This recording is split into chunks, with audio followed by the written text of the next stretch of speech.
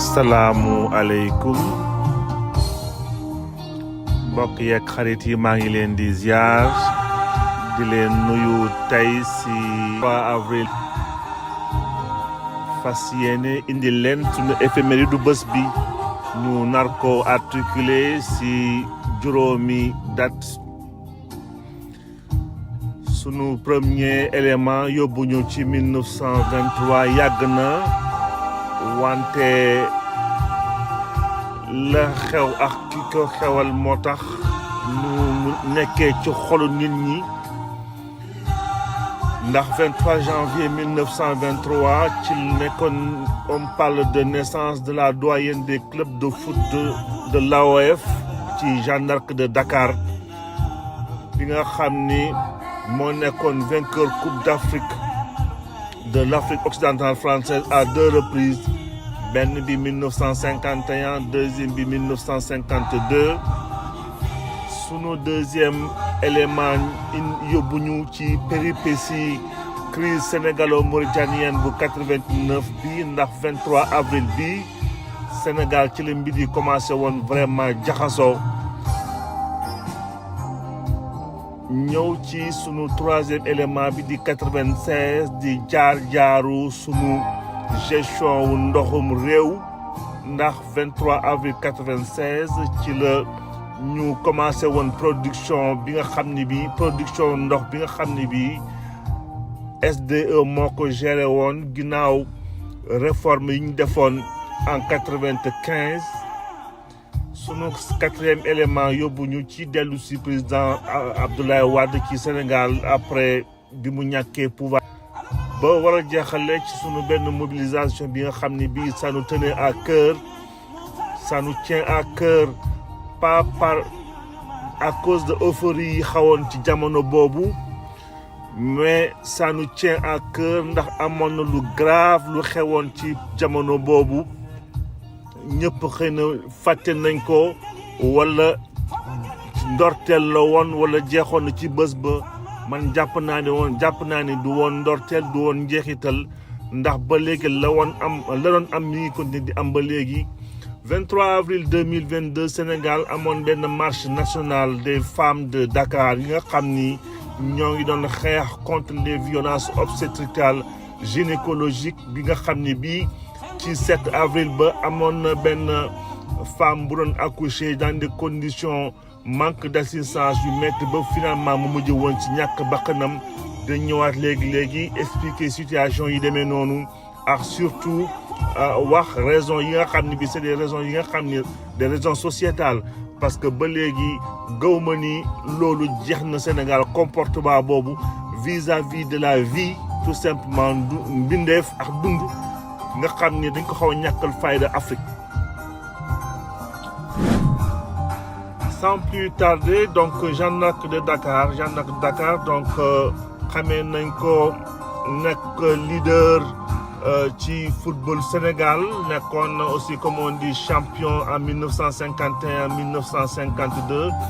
Jeanne d'Arc de Dakar aussi bëggoon nañu am di wax ay jaloorem ci cette dualité Jeanne d'Arc de Dakar ak Jaraaf wante aussi ces 3 clubs phares qui étaient au Sénégal ci ay jamono bien entendu ñeneen ñëpp après la ñu créé woon ndax on xam nañ aussi diggante trio bi Jeanne d'Arc de Dakar Jaraaf ak Linguère de Saint-Louis ñetti clubs yi nga xam ni principalement c'était les clubs phares dans notre pays un moment wante là on parle de la naissance de Jeanne d'Arc de Dakar le 23 avril 1923 nekk nga xam ne toog na bu yàgg nekk un club hyper titré wante tey ñi ngi plongé de 3e division sûrement management bi moo xaw a évoluer dans le mauvais sens et que la relève aussi se met en place on va Sénégal nu mu amee ay club yi nga xam ne bi ça soit des équipes de foot des écoles de football plutôt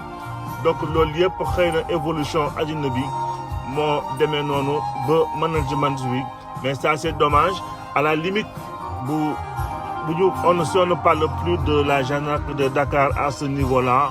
on aurait pu avoir li nga xam ne mooy symboliser quelque part ci sunu histoire du football dans le cadre d'un musée pareil mu nekk aussi ci sunu musique loolu lépp waroon na nekk loo xam ni génération yi di ñëw waroon nañu gën a xam li xew en tout cas li xew gendarmerie de Dakar ñoo ngi mandargaal naissance am le 23 avril 1923. Sunu deuxième élément yóbbu ñu donc vite fait ñu citer date bi du 23 avril 1989 on parle de mise en sac donc boutique gu Sénégal yi nga xam ne naar yi ñoo ko téye woon ñu commencé leen saccager li ci ëpp on parle d'émeutes yi nga xam ni bon c'est l'émeute de la faim à chaque fois qu'il y a des problèmes de sécurité ou il y a des problèmes de revendication dañuy gis très souvent y compris dans des pays européens d'ailleurs wala dans des pays yi nga xam ne dans certaines régions du monde ou comme dans les îles à chaque fois qu'il y a un problème on s'attaque à des boutiques et que là c'était un bon prétexte pour nga xam ne leen ay boutiques yoo xam ne non seulement c'était des gens qui les saccageaient wante aussi ñoo xam ni ce sont des autorités ça on a vu ça des autorités qui allaient complètement confisquer les boutiques yi nga xam ni naar yi ñoo ko moomoon. Parallèlement de l'autre côté aussi du fleuve Sénégal bien entendu ci Mauritanie ñi nga fay ay massacrer des Sénégalais foofu dans des conditions atroces ba ñu ngi fay waxu problème mu droit de l'homme yi nga xam ne Oultaya ak Kiom on parle aussi souvent ce qui nous revient ci crise boobu une certaine épuration ethnique ci armée mauritanienne nga xam ne c'était un prétexte pour ñoom ñëpp ñi nga xam ni xëy na gouvernement administration mauritanie ci jamono boobu bëggoon nañu éliminer ay nit ñu bëri pour leur couleur de peau et tout ça donc loolu yëpp nekk lu jaxasoo wante tey ñu ngi ñëw marqué date 23 avril nga xam ne Sénégal mi nekkoon au sommet des saccages des boutiques yi nga xam ni naar yi yoroon nañ ko ci fépp ci Sénégal. ñu ñëw ci 23 avril 96 donc à partir de date bi le SDE ñëwoon commencé assurer lépp luy distribution ndox ci Sénégal nekkoon ci dans Sénégal principalement dans les grandes villes bien entendu donc SDE ñu ngi dund ci réforme hydraulique bi nga xam ne bii ñu ngi ko commencé woon ñu ngi ko defoon le 7 avril 1995 donc par la suite on a vu Sen'Eau moo mujj woon jël relais bi remplacé SDE en 2020 donc SDE ci boppam était parti pour 10 ans donc logiquement waroon na jeexal mais finalement des na plus de 17 ans ci gestion ndox bi avec beaucoup de succès d'ailleurs avec beaucoup de succès au niveau primé d'ailleurs au niveau international on parle de benn prix bi mu amoon en 2018 on parle de Water Utility of the Year donc benn ci ay performance am yi nga xam ni ci liggéey bi ñu ko dénkoon nga xam ne dem na mu jógee ba 98% ci ay performance am nga xam ni dem na entre 96 ba 2017 multiplié par 2 ses abonnés donc amoon na ay performance yu am solo en 23 ans d'existence SDE par la suite gis nañu ni ko Sen'Eau ñëwee remplacer donc Sen'Eau c'est ni plus ni moins benn Suez moo dugal loxoom donc Suez donc français yi bien entendu ñoo ñëw dugal seen loxo ci sunu production ak distribution ndox ci sunu dans des conditions yi nga xam ni on parle de contrat nébuleux wante li ci ëpp solo tey bien entendu contrat yi tey war nañ ko saytuwaat xool dans quelles conditions le Sénégal signé contrat yooyu yëpp wante ñu jàpp ni 55% dont 11% yi nga xam ni salariés yi ñoo ko moom Sen'Eau Sénégal ñoo ko moom à 55% donc war xool 45% yi ci yan condition lañ ko séddee Suez ba ñu créé Sen'Eau bi ak ci yan accord ñoo amoon ci suuf ak ni ñu demee ba joxe marché bi donc Sénégal tey doon mandargal distribution du moins mise en place SDE 23 avril 96 donc ñoo ngi gis ay initiative ci gouvernement bu bees bi on parle de contrat avec des sociétés saoudiennes de toll ci 459 milliards bi nga xam ne dugal nañ ko ci système de pompage d'eau salée pour ñëw alimenter foofu benn usine bu nekk foofu Wakam pour alimenter la zone de Dakar et tout ça. Donc bien entendu investissement bi nga xam ne dem na ci 30 ans war nañ ko saytu ndax 459 milliards nekk na quand même investissement bu lourd ci sunu budget réew. Donc ci 30 ans war nañ xool ci yan conditions ak est-ce que solution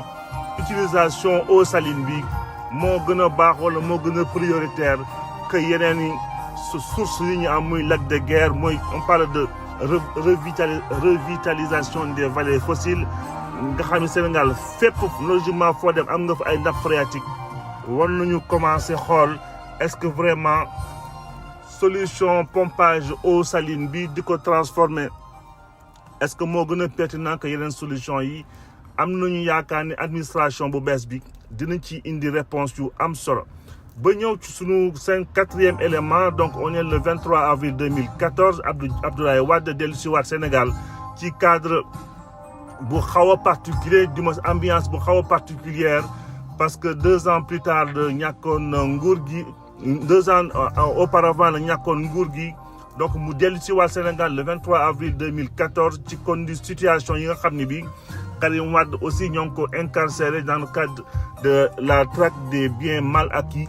Donc ancien président de la République ñëw amoon ay situation yu doy waar ba moom ci këram sax daf ko mujjee woon ñàkk ci période boobu ñu confisqué ko dans le cadre de ces enquêtes là. Donc tey la dellu si waat après quelques années ou quelques bons mois de retrait en France. jaxale sunu éphéméride ci benn situation bu dramatique bi nga xam ne bi ngi concerné woon sunu jigéen ñi. Donc 23 avril 2022 Sénégal amoon benn mobilisation nationale bu metti bi nga xam ne bi mi ngi jóge ci benn négligence bi nga xam ne bi benn femme ba muy accoucher foofu ci Louga le 7 avril 2022 ñu négligé woon ko ba mujj woon si ñàkk bakkanam loolu lépp nag nekkoon comme on dit le cas de trop parce que amoon na ay précédents yu bëri ci situation yu demee noonu. Donc violence bi ñoo ngi koy joytu ci sunu sage-femme yi ci sunu structure ci sunu couverture médicale yi ci sunu plateau technique yi surtout ak condition yi nga xam ni femme sénégalaise ñoo ngi koy accoucher tey ba tey encore j'en suis sûr que ay conditions yu xaw a doy waar ci yenn endroit reculé. Bien entendu ce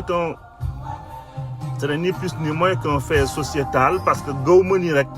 clinique bi nga xam ne bi am na ay moyens te ki fay accoucher mu yor xaalis gawma ni dinañ ko fa buntuxataal dinañ ko créer ay coow mbaa ñu maltraité ko foofu. Donc Sénégal li ci gën a doy waar li ñuy traité nit ñi c'est toujours par rapport à leur niveau de richesse ou de pauvreté. Bien entendu donc fii ñi ngi wax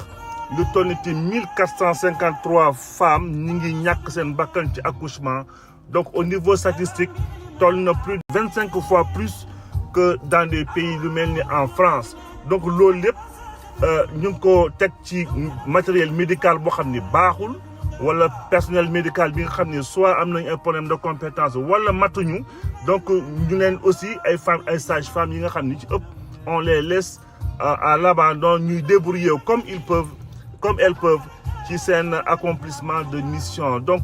question de moyens wante li ci ëpp solo question d'éducation la parce que sunu société moo tëddee nii ci jamono bi moo évolué nii aussi. Donc je ne pense pas que mu nekk ay question yi nga xam ni ci sunu ay jamono waajur wala sunu ay maam amoon nañu problème bii parce que jamono boobu li mbiri di métti yëpp respecté woon nañu jigéen joxoon nañu jigéen akam joxoon nañu jigéen lépp li nga xam ni respect bi mu yellooloon. Donc ni société bi di évoluer comportement yi aussi di évoluer mooy indi situation yu demee nii ba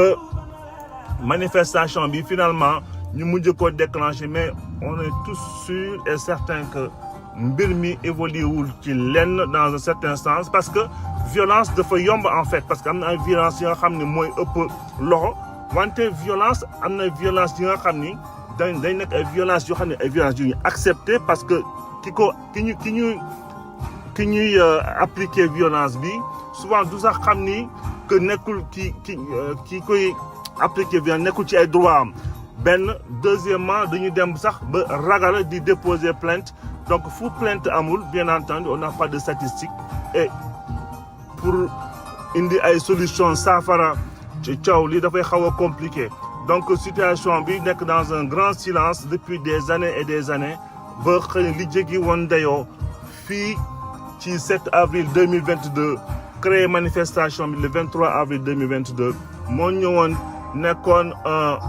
ouf de soulagement ci benn moment xëy na il y a eu des décisions qui ont été prises dans ce sens-là donc bi ñu tombé ci dossier bi on ne pouvait pas manquer de marquer cet événement majeur te j'espère que lutte contre toutes les violences faites aux femmes dina continuer di am ay succès ci Sénégal et en Afrique de manière générale. donc di jeexale fii sunu éphéméride ba ëllëg dikkaat fii avec beaucoup de bonheur yeggale waxtaan bi ba suba incha allah.